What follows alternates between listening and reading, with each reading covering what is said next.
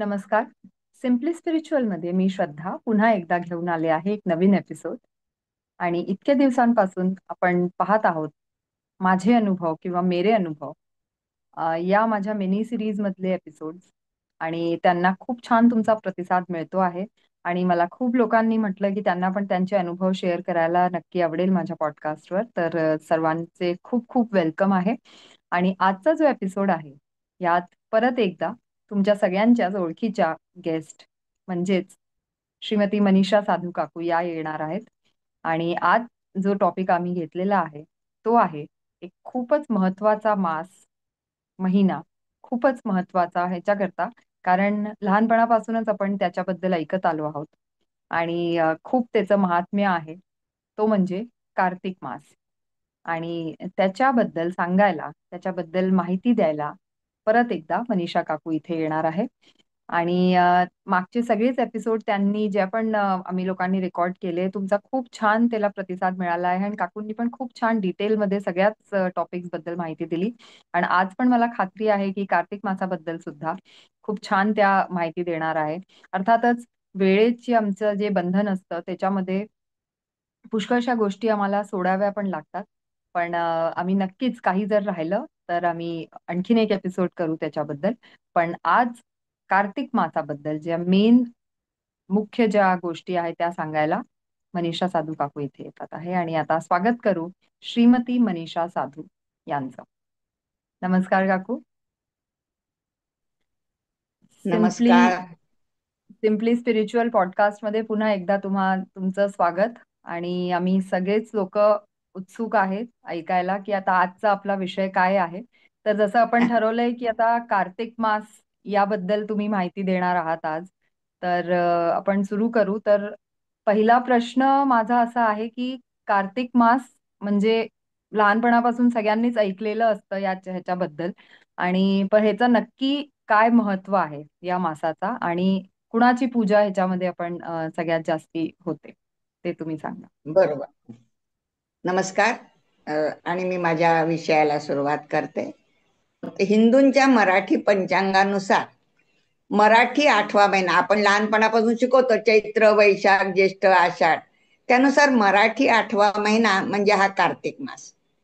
आपण या आधीच्या 2 एपिसोडमध्ये तुला माहिती आहे चातुर्मास्याचं महत्व बघितलं, ऐकलं. या हं. चातुर्मास्यातील चौथा आणि शेवटचा महिना म्हणजे हा कार्तिक मास होय. हा महिना अतिशय पवित्र व उत्तम फळ देणारा असा आहे. याच महिन्याला माहिती का दामोदर मास असंही म्हणतात. का म्हणतात? तर कारण भगवंतांनी श्रीकृष्णाने दामोदर लीला जी केली, उखळाला बांधलं होतं आईनी वगैरे, त्या कथा आपल्याला माहिती आहेत. ती दामोदर लीला याच महिन्यात केली होती. आणि म्हणून या महिन्यात जर भक्तीने आपल्याला भगवंताला बांधून घ्यायचं असेल, प्रेमाच्या रज्जूने दोरीने जर बांधून घ्यायचं असेल, तर शुद्ध भक्ती शुद्ध प्रेमाने या कार्तिक मासात त्याची आराधना करायची. म्हणजे तो आपल्यावर प्रसन्न होतो. असंही एक या कार्तिक मासाचं म्हणजे सांगितलं, नाव दामोदर मास आहे. मानानुसार जर विचार केला तर या महिन्यात शरद ऋतू येतो. वातावरण अतिशय प्रसन्न, सुखद आणि आल्हादकारक असतं. पाऊस नाही, खूप ऊन नाही आणि त्यामुळे हवेत थंडावा असतो. आकाश स्वच्छ असतं. आकाशाचा निळा रंग सुद्धा प्रामुख्याने जाणवतो आणि त्यामुळे शांतीचा अनुभव येतो. शरदाच्या सुखद चांदण्याचा उल्लेख आपण अनेक मराठी गीतांमधून ऐकतो, वाचतो नेहमीच. शेतकऱ्यांसाठी सुद्धा हा महिना फार महत्वाचा आहे बरं का. कारण त्यांची पिकं या महिन्यात तयार झालेली असतात, त्याच्या कापणीला सुरुवात झालेली असते आणि त्यामुळे त्यांच्या मेहनतीचं फळ त्यांना या कार्तिक महिन्यात मिळत असतं. मग आता धार्मिक दृष्टीने याचं काय महत्व आहे याचा आपण विचार करू. तर भगवान शंकरांनी कार्तिकेयला सांगितलंय की अरे बाबा, भगवान विष्णूंचा हा महिना अतिशय प्रिय आहे, असं शंकरांनी सुद्धा कार्तिकेयाला सांगितलं होतं. आश्विन पौर्णिमा ते कार्तिक पौर्णिमा असं या महिनाभरात कार्तिक स्नानाला खूप महत्व आहे.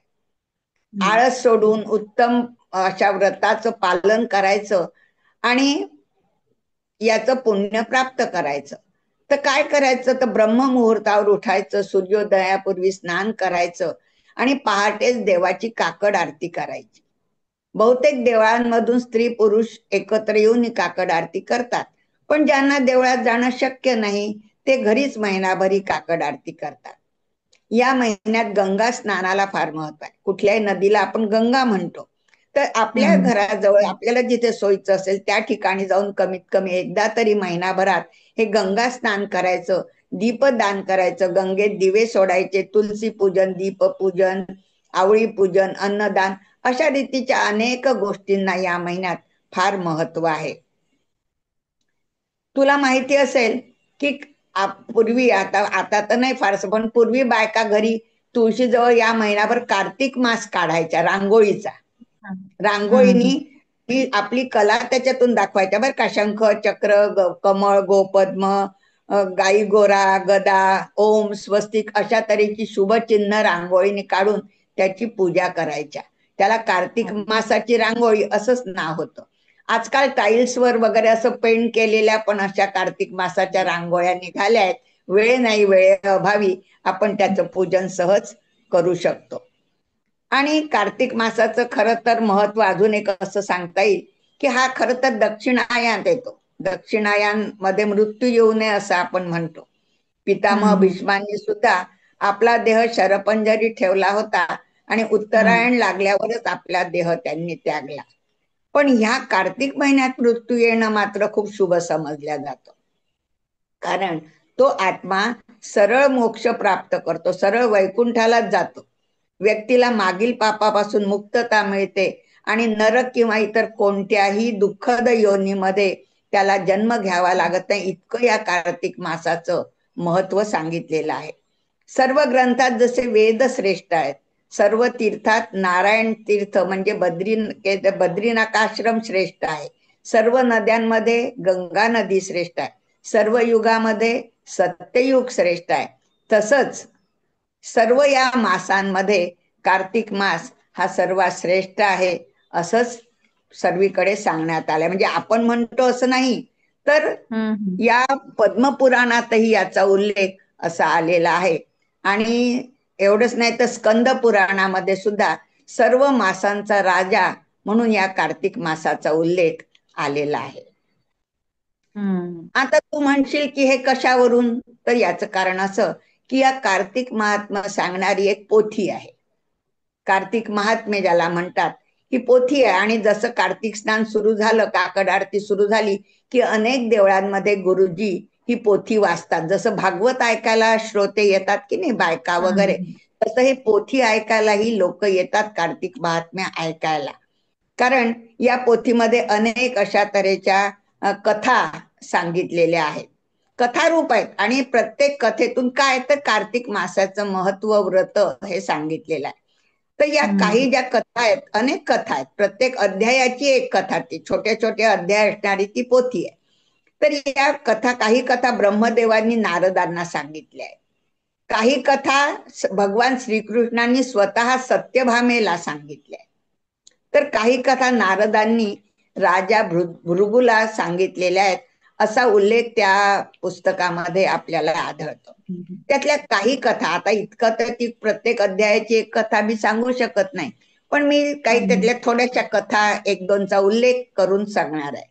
की पहिली आहे शंकासुराच्या वधाची कथा. सागरपुत्र शंकासुर हा महापराक्रमी होता. त्याने देवांना अतिशय त्रासून सोडले होते.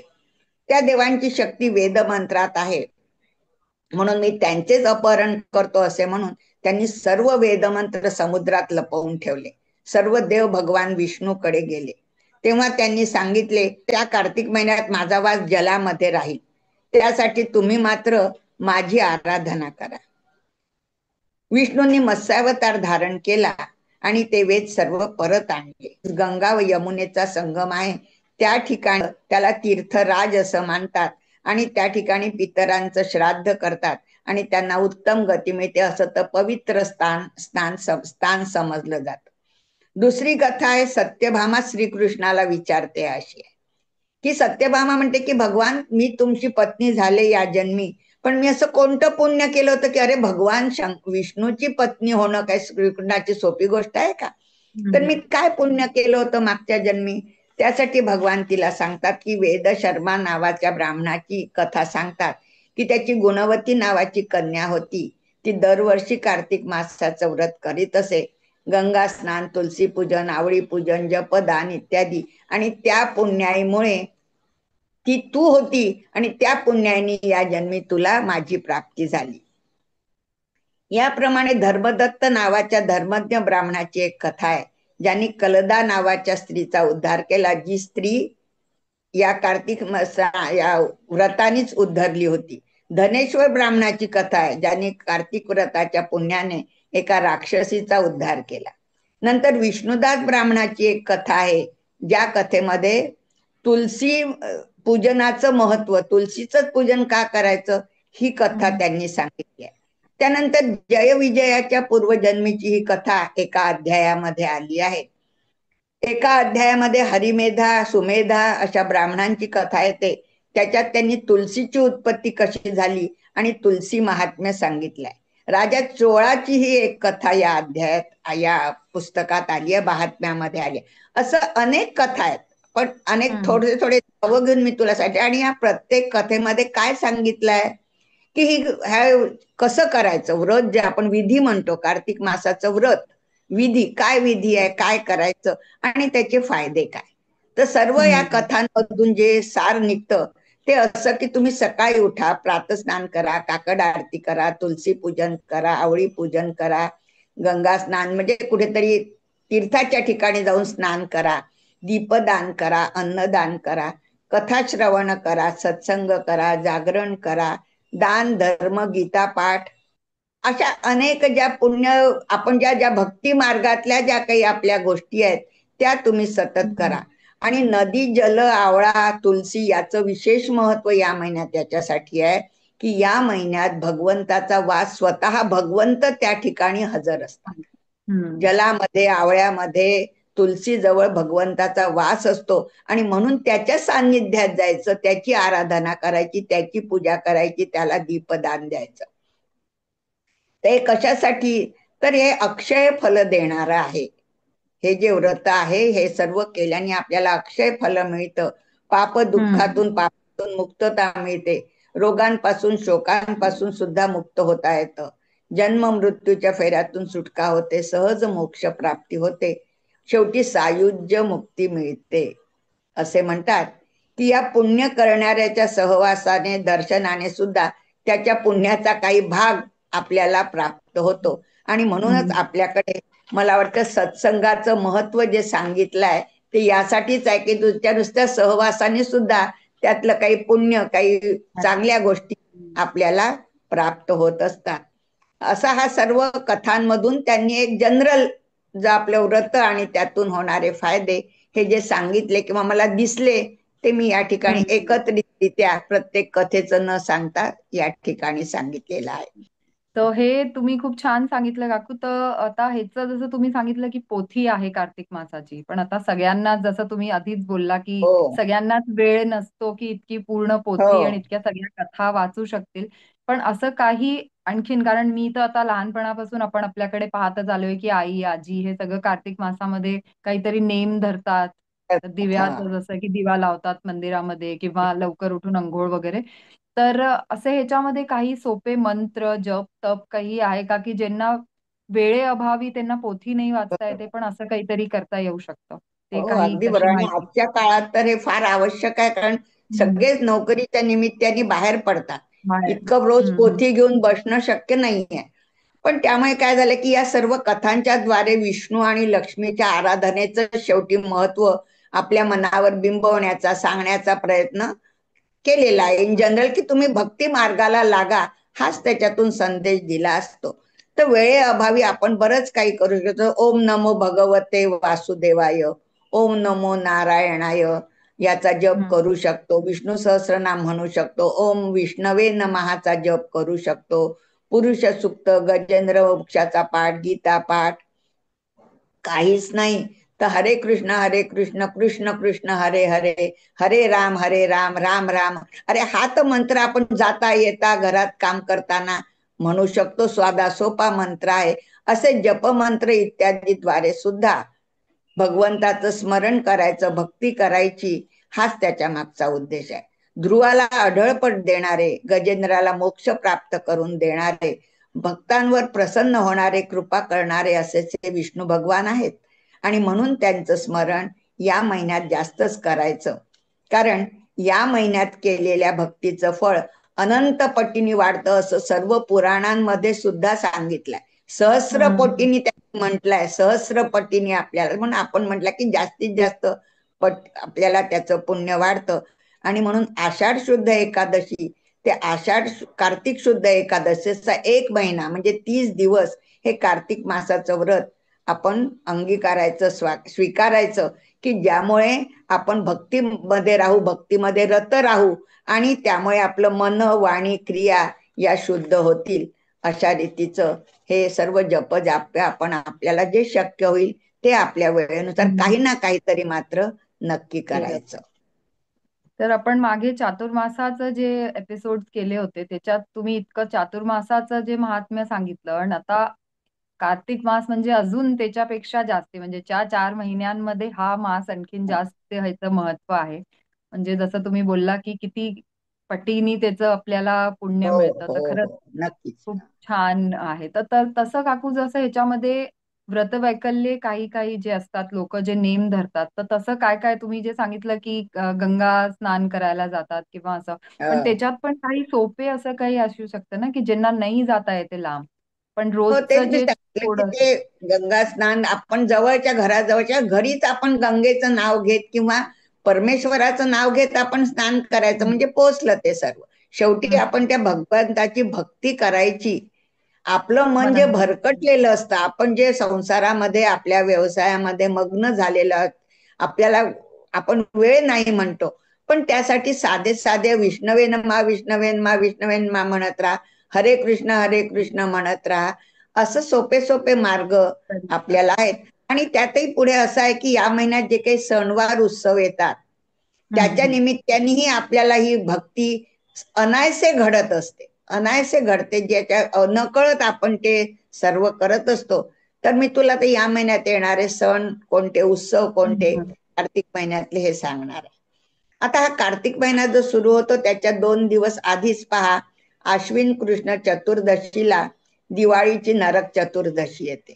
पहाटे उठतो वगैरे, थोडा कार्तिक लागायचे 2 दिवस आधीचे दिवस आहेत ते. आणि दुसऱ्या दिवशी म्हणजे आश्विन अमावस्येला आपण दिवाळीचे लक्ष्मीपूजन करतो. आणि लक्ष्मीपूजनाच्या दुसऱ्या दिवशीपासून म्हणजे कार्तिक शुद्ध प्रतिपदेपासून खरं तर आपल्या मराठी वर्षाचा कार्तिक मास सुरू होतो. म्हणजे लक्ष्मीपूजनाच्या दुसऱ्या दिवशीपासून हं. कार्तिक मास सुरू होतो. पण कार्तिक स्नान मात्र आपल्याकडे कोजागिरीच्या दुसऱ्या दिवशीपासून म्हणजे शरद पौर्णिमेच्या दुसऱ्या दिवशीपासून ते चालू. ते त्या हं. कार्तिकी पौर्णिमेपर्यंत कार्तिक स्नान अर्ध इकडे आणि अर्धा महिना तो घेऊन असं एक महिना कार्तिक स्नान केल्या जातं, किंवा काकड आरती त्या महिन्यात केली जाते. हा जो कार्तिक शुद्ध प्रतिपदा आहे, हिला बली प्रतिपदा असंही म्हणतात, ज्याला आपण दिवाळीचा पाडवा असं म्हणतो, हं. है ना, दुसरा हं. दिवस. तर याला बली प्रतिपदा का म्हणतात? कारण बलीचा वामनाने याच दिवशी पराभव केला, त्याची आठवण म्हणून बली प्रतिपदा साजरी करतात. याच दिवशी श्रीकृष्णांनी गोवर्धन पर्वतही उचलला होता. गोवर्धन पर्वत उचलून सर्वांची रक्षा केली होती. या सर्व ज्या याच्या प्रत्येकाच्या मागे कथा आहेत पोथीमध्ये. हं, हं. पण आता आपल्याला तेवढ्या वेळेचं बंधन आहे, किंवा या लहान सहान गोष्टी आपल्याला माहिती आहेत सर्वांना. माहिती. हं, हं. गोवर्धनची माहिती आहे, बलिराजाची कथा माहिती आहे. तर सर्वांची रक्षा केली त्या दिवशी श्रीकृष्णांनी, म्हणून त्या दिवशी गोवर्धन पूजा आणि अन्नकूट करतात. या पाडव्याच्या दिवशीचं महत्व हे आहे. आणि हं, शेतकरी हं. लोक जे असतात, ज्यांचं गोधन आहे, त्यांना तर पाडवा म्हणजे खरी दिवाळी आहे. गायींना धुतात, रंगवतात, सजवतात, मिरवणूक काढतात, पूजा करतात, कारण तो गायींचा दिवस आहे तो. त्या दिवसाची आठवण म्हणून श्रीकृष्णाची पूजा करतात. त्याला प्रिय असणाऱ्या दही पोह्यांचा ताटात पर्वत करून त्याचा प्रसाद वाटतात. देवळादेवळांमधून त्या संबंधीची गोवर्धनाची कथाही सांगितली जाते. आणि अशा रीतीने त्या श्रीकृष्णाची आठवण अनायसेच आपापल्या हं, घरामध्ये हं. केली जाते. वैशांचे नवीन वर्ष याच दिवशी सुरू होते, आणि त्यांच्या वह्या पूजनाचाही दिवस म्हणून हा पाडव्याचा दिवस आहे. नंतरचा दिवस येतो जो कार्तिक शुद्ध द्वितीया म्हणजे भाऊबीज. हम्म. याला यमद्वितीया असेही म्हणतात. या दिवशी यमुनेने आपल्या घरी यमाची पूजा केली व त्याला जेवू घातले. प्रसन्न झालेल्या यमराजाने बहिणीला वरदान मागायला सांगितले. ती म्हणाली, हे भाऊराया, दरवर्षी याच दिवशी तू माझ्या घरी जेवायला यावे. तसेच या दिवशी जो भाऊ आपल्या बहिणीच्या हातचे जेवेल त्याला तू सुख द्यावे. आपल्या हम्म. बंधूंचे आयुष्य वाढावे म्हणून बहिणीने यमराजाची पूजा करायची असते. आपला भाऊ कर्तृत्ववान व्हावा अशी कामना करून आपल्या भावाचे औक्षवण करायचे व भाऊ बहिणींच्या भावजीवनाला पुष्ट करायचे. हाच मागचा खरा म्हणजे उद्देश आहे. हम्म. भाऊबीजेला ज्यांचा भाऊ जवळ नसेल त्या आपल्या बीजेच्या चंद्राचे संध्याकाळी औक्षवण करतात. कारण बीजेचा चंद्र हा विकसनशील आहे आणि कर्तृत्वाचे प्रतीक आहे. तर त्याची कला वाढत जाते. असं हा. माझा भावाची प्रगती हो, विकास हो, असा हा त्याच्या मागचा उद्देश आहे. आणि म्हणून चंदा मामा, लहानपणापासून मुलांना आपण त्याच्या भावाशी नातं, भावनिक नातं जे आहे ते जोडून त्याला चंदा मामाचं नाव आपण देऊन दिलेलं आहे. त्याला मामाचं स्थान दिलेलं आहे. नंतरचा जो सण येतो तो आहे कार्तिक शुद्ध पंचमी म्हणजे पांडव पंचमी. हे एक पर्व आहे. हे पर्व म्हणून साजरी करतात. तर महाभारतातील 5 महान योद्धे पांडुपुत्र युधिष्ठिर, अर्जुन, भीम, नकुल, सहदेव हे पांडव यांच्या जन्मासाठी म्हणून ही पांडव पंचमी साजरी केली जाते. या दिवशी त्यांचा जन्म झाला होता. पंडुराजांच्या मृत्यूनंतर कुंतीच्या मंत्र सामर्थ्याने धर्मराजांपासून युधिष्ठिर, इंद्रापासून अर्जुन, पवनदेवापासून भीम जन्माला आले. मग हाच मंत्र कुंतीने माद्रीलाही शिकवला आणि मग तिने अश्विनी कुमारांपासून नकुल आणि सहदेव जन्माला आले. त्या सर्व पांडवांचे पराक्रमी होते. ते पांडवांचे स्मरण करण्यासाठी म्हणून ही पांडव पंचमी असते. आणि अजूनही काही ठिकाणी ते देवळांमध्ये या पांडव पंचमीला दिवे वगैरे लावून ते पर्व म्हणून साजरी करतात. नंतरची येते ती अष्टमी, आवळी अष्टमी. कार्तिक शुद्ध अष्टमीला आवळी अष्टमी असं म्हणतात. आवळ्याच्या झाडात विष्णूचा आणि लक्ष्मीचा वास असतो. शिवाय कार्तिक महिन्यात जेव्हा सूर्य तुला राशीत असतो त्यावेळी सर्व तीर्थ, मुनी, देवता व यज्ञ आवळीच्या झाडाचा आश्रय घेतात. तिथे त्यांचा वास असतो. म्हणून या कार्तिक महिन्यामध्ये आवळी पूजनाला, आवळीच्या दर्शनाला खूप महत्व आहे. आता हे आवळ्याचं झाड कसं निर्माण झालं त्याची पण एक कथा आहे. ज्या अनकॉमन कथा आहेत तेवढ्या मी तुला सांगते. आता हम्म. गोवर्धन वगैरे आपल्याला माहिती आहे. हो. एकदा परमात्मा ब्रह्माजी परब्रह्माचा जप करीत होते. ते इतके तल्लीन झाले की भगवत दर्शनाच्या भावाने त्यांच्या डोळ्यातून अश्रू बाहेर आले व ते पृथ्वीवर पडले. त्यापासूनच आवळ्याचा वृक्ष निर्माण झाला. सर्व वृक्षात आवळ्याचा वृक्ष हा पहिल्यांदा उत्पन्न झाला असं म्हणतात. म्हणून त्याला आदिरोह असंही नाव आहे. पापांचा नाश करणारा व कामनांची पूर्ती करणारा असा हा वृक्ष आहे. आवळा आणि तुलसी टाकून जर पाण्याने स्नान केले तर त्यांना गंगा स्नानाचं हे पुण्य मिळतं असं म्हणतात. आपल्यालाही माहिती आहे की आवळ्याचं किती महत्व आहे. आयुर्वेदातही आवळा हे अतिशय गुणकारी सांगितलंय. व्हिटॅमिन सी सर्वात जास्त आवळ्यात मिळतं आणि त्यामुळे अनेक औषधांमध्ये आयुर्वेदात आवळ्याचा उपयोग केला जातो. आणि त्यामुळेच या महिन्यात आवळी पूजनाचे, आवळी दर्शनाचे, आवळी भोजनाचे महत्व आहे. आवळ्यावर फुलवात लावणे ती देवाला अर्पण. दीपदानाचं महत्व आहे आवळ्याचं आहे म्हणून त्या आवळ्यावर हम्म. फुलवात लावायची आणि तो देवाला अर्पण करायचा. अशा रीतीने आवळी पूजनाची त्याची एक कथा आहे. जसं आवळी पूजनाचं काय महत्व, असं पिता पुत्राची एक कथा कार्तिक महात्म्यात आली आहे.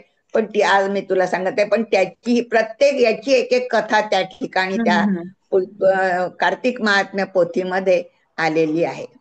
नंतर येते ती नवमी, कुष्मांड नवमी त्याला असं म्हणतात. तर पद्मपुराणानुसार कार्तिक शुद्ध नवमीला द्वापार युगाचा आरंभ झाला होता. त्या दिवशी भगवान विष्णूंनी कुष्मांड नावाच्या दैत्याचा वध केला होता. कुष्मांड दैत्याच्या शरीरांपासून कुष्मांड वेलाची म्हणजे भोपळ्याच्या वेलाची उत्पत्ती झाली, म्हणून त्याचे दान या दिवशी देण्याची प्रथा आहे. ज्यांना शक्य आहे, पैसा आहे, अडका आहे, ते या भोपळ्यामध्ये आज पैसे, सोनं, चांदी असं काही मौल्यवान वस्तू ठेवूनही त्याचं दान करतात. अशी कुष्मांड नवमी आपण फारशी साजरी करत नाही, पण कालनिर्णयांमध्ये तू पहा, पांडव पंचमी, कुष्मांड हो नवमी हो. याचा उल्लेख आहे. आणि म्हणून मग मी त्याचा हे करून त्याचा उल्लेख मुद्दाम आजच्या या आपल्या याच्यामध्ये केलेला आहे. नंतरचा जो दिवस येतो तो आहे कार्तिक शुद्ध एकादशी. ही सगळ्यांना माहिती आहे, जिला आपण विष्णू प्रबोधिनी एकादशी असंही म्हणतो. एकादशी तिथीच तसा सदा पवित्र अशी तिथी आहे. आणि कार्तिकी एकादशी तर परम पुण्यमयी अशी समजल्या जाते. आपण चातुर्मास्यात पाहिलं, 4 महिने विश्रांती घेत असलेले श्री भगवान विष्णू या दिवशी जागे होतात आणि त्यांना मंत्र म्हणून उठवतात. उत्तिष्ठोत्तिष्ठ गोविंद, उत्तिष्ठ गरुड ध्वज, उत्तिष्ठ कमलाकांत, त्रैलोक्यम मंगलम कुरु, असं म्हणून त्यांची तारीफ करायची, त्यांना उठवायचं. आणि मग या दिवशी चातुर्मास्याची समाप्ती होते. आपण पाहिलो तो जो चार्ज त्यांनी घेतला होता, तो चार्ज त्यांनी या दिवशी यांना परत केला, असं ते उठले नंतरचं काम आहे. तर या दिवशी चातुर्मास्याची समाप्ती होते. याच दिवसापासून तुलसी विवाहालाही प्रारंभ होतो. आपल्याकडे सुद्धा पहा, तुलसी विवाहानंतरच लग्न कार्याला सुरुवात होते. 4 महिने आपल्याकडे लग्न कार्य होत नाही. याच दिवशी संत नामदेव महाराजांची ही जयंती आहे. कार्तिकी एकादशी पासून पौर्णिमेपर्यंत 5 दिवसाचं भीष्म पंचक व्रत असेही प्रसिद्ध आहे. तर हे व्रत भीष्मांच्या नावाने का आहे? त्याला पंच म्हणजे 5 दिवसाचं व्रत आहे, म्हणून भीष्म पंचक आहे. तर गंगानंदन पितामह भीष्म आपल्याला माहित आहेत की ते बाणांच्या शय्येवर पडले होते, उत्तरायणाची वाट पाहत होते, नुसतं तोंडाने नामस्मरण करीत होते. युद्धानंतर सर्व पांडव आणि भगवान श्रीकृष्ण त्यांना भेटायला आले. त्यावेळी त्यांनी पांडवांना राजधर्म, मोक्षधर्म, दानधर्म सर्वांचा उपदेश केला. आणि त्यांना मग खूप तहान लागली. त्यांनी पाणी मागितलं. अर्जुनाने काय केलं की एक बाण असा सोडला की जिथून गंगाजल अशी एकदम धार आली आणि जी त्यांच्या मुखात पडली, आणि ज्यामुळे त्यांचे तन, मन आणि प्राण संतुष्ट झाले. आणि म्हणून त्या दिवसाची आठवण म्हणून हे भीष्म पंचक व्रत काही ठिकाणी अजूनही केल्या जातं. ज्या ठिकाणी या सर्व घटना घडतात तिथल्या लोकांना त्याचं जास्त महत्व असतं. आणि त्या ठिकाणी मात्र हे व्रत म्हणून 5 दिवस दिवे लावतात, देवळांमध्ये काही कार्यक्रम ठेवतात आणि भीष्मांच्या नावाने त्या ठिकाणी ते साजरं केलं जातं. नंतरचा जो दिवस आहे तो कार्तिक शुद्ध चतुर्दशी, याला वैकुंठ चतुर्दशी आपण म्हणतो. हा शब्द आपल्याला माहिती आहे, वैकुंठ चतुर्दशी. एक पवित्र, आता हे सगळे पर्व आहेत कारण त्या दिवशीचं काही एक वेगळं पुण्य, वेगळं महत्व म्हणून ते पर्व. साधा सण वेगळा आणि त्याला विशेष महत्व असतं. श्री भगवान विष्णू व शिव यांच्या भेटीचा हा दिवस. भगवान शिव चातुर्मास्यासाठी घेतलेल्या सृष्टीचा चार्ज पुन्हा श्री विष्णूंकडे परत देतात. या दिवसाला हरिहर भेट असेही म्हणतात. त्या दिवशी श्री विष्णूंना बेलपत्र आणि शिवाला तुळशी अर्पण करून सर्व देव एकच आहेत, त्यांच्यातील तत्व एक आहे, भेद नाही, हे त्याच्यातून शेवटी सर्व जनतेच्या मनात बिंबवायचं असतं, सांगायचं असतं. या दिवशी मृत्यू आल्यास सर्व वैकुंठातच त्या आत्म्याला प्रवेश मिळतो, कारण त्या दिवशी वैकुंठाची दारं उघडी असतात असं म्हणतात. त्या दिवशी व्रत केल्याने, विष्णूच्या नावाचा जप केल्याने किंवा त्यांचे पूजन करण्यानेही वैकुंठाची प्राप्ती होते असंही म्हटल्या जात. नंतरचा जो सण येतो तो येतो कार्तिकी पौर्णिमा. त्याला त्रिपुरी पौर्णिमा असं म्हटलेलं आहे. या दिवशी कार्तिक स्नान, काकड आरतीची समाप्ती होते. जे आपली सुरू झालेलं असतं आषाढ शुद्ध एकादशी पासून, पौर्णिमेपासून ती कार्तिकी पौर्णिमा म्हणजे झाले 30 दिवस. 30 दिवसाचं आपलं कार्तिक महात्म्य सुरू आहे. कार्तिक स्नान झालं, काकड आरती झाली, दीपदान झालं, आवळी पूजन सुरू आहे. हे जे काही त्यांनी विधी सांगितले होते, व्रत सांगितले होते, या महिन्यातले लोकांनी केले, बायकांनी केले महिनाभर. आणि आता कार्तिकी पौर्णिमा आली त्यांची. तर त्या दिवशी पुन्हा सकाळी स्नान वगैरे करून काकड आरती. तुलसी विवाहाचा हा शेवटचा दिवस असतो. कार्तिकी पौर्णिमा त्यानंतर तुलसी विवाह होत नाही. हम्म. पण ह्या दिवशी मात्र अनेक घटना घडल्या, अनेक दृष्टींनी हा दिवस महत्वाचा आहे. पहिलं म्हणजे याच दिवशी भगवान विष्णूंनी मत्स्यावतार घेतला होता. तर भगवान शंकरांनी त्रिपुरासुराचा वध या दिवशी केला होता, म्हणून त्याला त्रिपुरी पौर्णिमा असं नाव दिलं. त्रिपुरी म्हणजे त्रिपुरासुराचा वध त्यांनी केला होता. गंगा स्नान, दीपदानाला या दिवशी खूप महत्व आहे. आता रोज आपण जेव्हा आपण दीपदान करतो म्हणजे दिव्याने दिवाला, तर रोज सगळ्यांनाच ते लावून जमणं, आरती करणं जमत नाही. तर मग या दिवशी काय करतात की या दिवशी 365 म्हणजे पूर्ण दिवसाचे दिव्या वाती करायच्या एकत्र, त्याला टिपूर असं म्हणतात. टिपूर, आजकाल टिपूर म्हणतात. त्रिपुर म्हणजे ते त्या 365 वातींचा तो बंडल त्याचं करायचं, तुपात भिजवायचं आणि ते एकत्र लावायचं. आणि रात्री देवळांमध्ये मोठा उत्सव असतो हा. कीर्तन होतं, भजन होतात, मोठाली मातीचे असे हे ठेवतात आणि जो तो हा टिपूर लावतो आणि त्या ठिकाणी असा मोठ्या ज्वाळा होतात.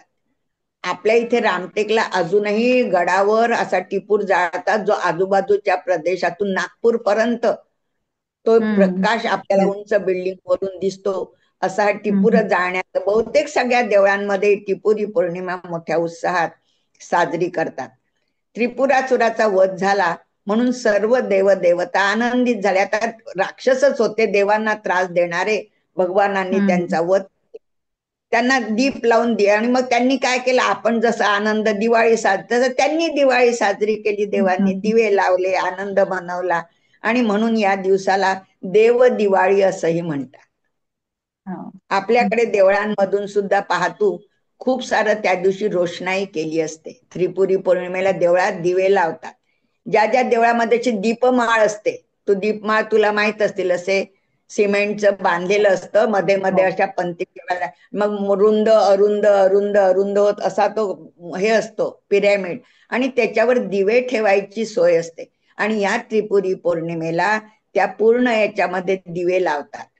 आणि एवढंच नाही तर मोठाल्या रांगोळ्या काढतात अंगणांमध्ये आणि त्याच्यावर दिवे म्हणजे इलेक्ट्रिकचे नाही, आपले हे दिवे लावून तेलाचे त्या रांगोळ्यांना डेकोरेट करतात. जो जाईल तो एक दिवा लावतो त्या ठिकाणी, असं त्याचं महत्व आहे. तर ही याच्यासाठी आहे की ते दीपदान जे आपल्याला करायचं असतं ते नाही आपलं झालं तर या दिवशी तरी आपल्या नावाने एक देवाच्या समोर दिवा लावायचा, म्हणून त्या ठिकाणी अशा रांगोळ्या काढतात. आणि भक्तगण जे जातात ते दिवे घेऊन जातात. किंवा तिथे आता लोकांना माहिती आहे तिथे दुकानं लागतात, ते दिवे विकतात, महिन्याचे त्याचे दिवे तयार असतात. ते दिवे दुकानं त्या लोकांना वाटतं अरे आलोय तर चला लावा एखादा, मग तिथे ते दिवे विकत घेतात आणि रात्रीच्या प्रकाशात इतका सुंदर, एक तर पौर्णिमेचे रात्र असते ती, आणि ते दिवे लागलेले आहेत, ही लोकांची गर्दी, रांगोळ्या काढल्यात, इतकं मन प्रसन्न होतं की काय सांगू. खूपच सुंदर. आणि मी मुंबईला असताना पार्ल्याला हे मी सगळं अनुभवलेलं आहे. खूपच सुंदर मोठ्याल्या रांगोळ्या काढून दिवे वगैरे लावतात. तर आपण वाईट कृतींवर आपल्या वृत्ती, आपल्या सवयी, आपल्या कृतींवर चांगल्या विचाराने, कृतीने मात करणे, विजय प्राप्त करणे, ज्यामुळे सुख शांती येऊन आपल्याला देवदेवतांची कृपा आपल्यावर होईल, असंच आपण याच्यातून नेहमी करत असतो. दक्षिण भारतामध्ये सुद्धा कार्तिकेयाचा जन्मदिवस म्हणून कार्तिकी पौर्णिमा साजरी करतात. गुरु नानकांचाही जन्मदिवस कार्तिकी पौर्णिमा आहे. एवढंच नाही तर तामिळनाडूमध्ये अग्निलिंग असणारा जो अरुणाचल प्रदेश आहे, त्याची 13 किलोमीटरची परिक्रमा या कार्तिकी पौर्णिमेच्याच रात्री लोक जाऊन मुद्दाम करतात. ज्यांना महिनाभर हे व्रत करणं जमत नाही ते शेवटचे 3 दिवस, त्रयोदशी, चतुर्दशी, पौर्णिमा, 3 दिवस तरी कल्याणकारी, अतिशय महत्वाचे आहेत. तेव्हा ते लोकांनी हे दान इत्यादी करायचं. दीपदानासाठी सुद्धा एक मंत्र सांगितलेला आहे. दीपदान करताना शक्य असेल तर तो मंत्र म्हणून दिवा लावायचा. दामोदराय विश्वाय विश्वरूपधराय च नमस्कृत्या प्रदास्यामी व्योम दीपम हरिप्रियम. परमेश्वराला प्रिय असणारा दीप मी तुला अर्पण करतो. तो शुद्ध तुपाचा किंवा तेलाचा असावा. आणि अगं आपलं जे काष्ट असतं तुळशीचं, वाळलेली काडी, त्याचं तर ते इतकं महत्व आहे, त्याला कापूस गुंडाळून त्याचा दिवा करायचा, वात तुपात बुडवून, आणि त्यांनी सुद्धा आरती करायची. त्याचं हो. फार मोठं महत्व या कार्तिक महिन्यात आहे. हो. तर याचीही एक कथा आहे, पण आता आपल्याजवळ वेळ नाही आहे ना, त्यामुळे मी ती कथा काही सांगत नाही.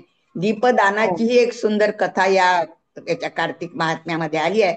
पण ती कथा आता एका उंदरिणीची आहे, की जिच्या चुकीने पडण्यामुळे तो दिवा कसा प्रज्वलित झाला हं, आणि हं, ती वात समोर सरकली आणि तो प्रकाश पसरला, आणि म्हणून मग तिला चुकून ते झालं खरं म्हणजे, ती त्यात गरम तेलामध्ये पडून मृत्यू पावली. पण तिच्या हातून चुकून का होईना दिवा प्रकाश पसरला, वात हं, समोर सरकली, आणि म्हणून तिचा सूर्य लोकात जन्म झाला, आणि तिच्या मनामध्ये या दीपदानाची आवड निर्माण झाली, असं एक कथा त्या हं. ठिकाणी सांगितली जाते. तर एकंदरीत काय, तर तुम्ही काहीतरी देवाची भक्ती करा, श्रद्धेने करा. आणि हा मनुष्य जन्म योनी आपल्याला जी मिळाली ती दुर्लभ आहे. हो. जीवनात आपल्याला वरच्या चढे जायचंय, आपली आध्यात्मिक प्रगती करायची, आणि त्यासाठीच हे स्नान, दान, व्रत, जप, सत्संग इत्यादी गोष्टी आपण करायच्या. कार्तिक महिन्यात हं, दिवाळी हा मोठा सण आहे. दिवाळी म्हणजे दीपोत्सव. आपण बाहेर खूप दिवे लावतो, रोषणाई करतो, पण खरा दिवा आपल्या हृदयात पेटला पाहिजे. हृदयात हं, दिवा लावणं म्हणजे काय?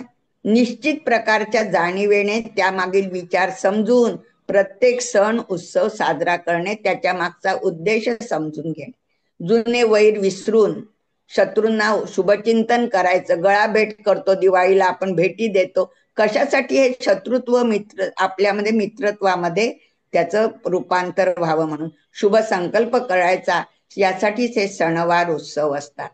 आणि हं. म्हणूनच या कार्तिक महिन्यात तमसो मा ज्योतिर्गमय या मंत्राची साधना करत करत आपला आणि इतरांचाही जीवनपथ आपण प्रकाशित केला पाहिजे, आणि तो करायचा निश्चय करून आजचं कार्तिक महात्म्य मी या ठिकाणी संपवते, त्याला पूर्ण विराम खूप देते. धन्यवाद. खूपच छान माहिती काकू. आज पण तुम्ही खूप छान माहिती दिली. मला खात्री आहे की आपल्या ऑडियन्सला खूप आवडेल नक्कीच तुमची जी पण माहिती तुम्ही दिली. आणखीन जसं तुम्ही सांगितलं की खूप कथा आहे सगळ्याच मागच्या, तर आपण नक्की याचे पण एपिसोड्स करू, कारण आम्हाला ज्यांना माहिती नाहीये आम्हाला हे पण ऐकायला आवडेल नक्कीच, सगळ्या ज्या इतक्या छान छान कथा आहेत. पण जसं तुम्ही म्हटलं की वेळेअभावी आपल्याला आजच्या ह्याच्यात नाही हो, घेता येणार, आणि एकादशीची पण तुम्ही जी थोडीशी माहिती सांगितली, जी मोठी एकादशी आहे त्याची, आपण त्याचा पण हा, नक्की एक मोठा एपिसोड करू, आणि हो, त्याच्याबद्दलची जी डिटेल मधली माहिती आहे ती पण तुम्ही आम्हाला सगळ्यांना द्या. आम्हाला ऐकायला खूप आवडेल. आणि पुन्हा एकदा तुमचा खरंच खूप खूप तुमचे आभार आणि खूप खूप धन्यवाद इथे आल्याबद्दल. आणि सर्वांनाच आता जे आपले सगळे सण वार येणार आहे त्यांच्या ऍडव्हान्स मध्ये शुभेच्छा. हॅपी दिवाळी सगळ्यांनाच, आणि धन्यवाद काकू. असंच येत राहा तुम्ही सिम्पल धन्यवाद. स्पिरिच्युअल. माझ्याकडून हे दिवाळीच्या सर्वांना शुभेच्छा, आणि तुम्हाला संधी दिली त्याबद्दल तुझेही धन्यवाद. नमस्कार नमस्कार. काकू. तर जसं मी बोलले होते इंट्रोडक्शन मध्येच की आजचा एपिसोड पण खूप छान होईल, तर खरंच मनीषा साधू काकूंनी खूप छान माहिती दिली कार्तिक मासाबद्दल. आणि आपल्याला कार्तिक मासामध्ये येणाऱ्या दिवाळी, पाडवा, भाऊबीज याच्याबद्दल तर माहिती असतेच, किंवा त्याचे काही व्रत वैकल्ये जे असतात की दीपदान करतात लोक, कार्तिक स्नान करतात, त्याच्याबद्दल पण माहिती असते. पण काकूंनी जे सांगितलं नंतरचे, म्हणजे मला पांडव पंचमी ह्याच्याबद्दल नव्हतं माहिती. आणि कुष्मांडा नवमी कॅलेंडरमध्ये कालनिर्णयमध्येच पाहून तेवढं वाचून माहिती आहे, पण ते नक्की काय असतं ते त्याची माहिती आज मिळाली. आणि आवळा नवमी ऐकलेलं आहे, पण आवळी अष्टमी ह्याच्याबद्दल पण आज माहिती मिळाली छान. आणि जसं काकू बोलल्या की प्रत्येक सणाच्या मागे, किंवा प्रत्येक गोष्टीच्या मागे काहीतरी कथा आहे. कार्तिक महात्म्याच्या पोथीमध्ये पण पुष्कळ अशा कथा दिलेल्या आहेत. तर नक्कीच काकूंकडून ते जाणून घ्यायला आवडेल, ऐकायला आवडेल. तर आपण एक एपिसोड आम्ही त्याचा पण नक्की करू. आणि इतकं छान, म्हणजे मला आता जे तेव्हा काकूंनी जेव्हा म्हटलं की हरिहर भेट जी असते अ, पौर्णिमेला, तर खरंच माझ्या डोळ्यासमोर ते दृश्य होतं की भगवान शंकर आणि भगवान विष्णू दोघं कसे भेटत असतील. आणि किती छान, म्हणजे देव दिवाळी त्याला जे म्हणतात, तर आपल्यालाच इतकं छान वाटतंय, तर खरंच म्हणजे काय दृश्य होत असेल तो. तर परत एकदा मनीषा साधू काकू तुमचे खूप खूप धन्यवाद. तुम्ही नेहमी असंच सिम्पली स्पिरिच्युअल पॉडकास्टमध्ये येत राहा असेच छान छान टॉपिक्स घेऊन. आणि जसं मी बोलले की एकादशी बद्दलचा आमचा नक्कीच आम्ही लवकरच तो एपिसोड पण घेऊन येऊ. मोठी एकादशी किंवा हिंदी लोक त्याला देव उठणी ग्यारस असं म्हणतात. तर त्याच्याबद्दलची माहिती त्याच्याबद्दलचं छान एपिसोड घेऊन आम्ही लवकरच येऊ. तर पाहत रहा सिम्पली स्पिरिच्युअल. नमस्कार.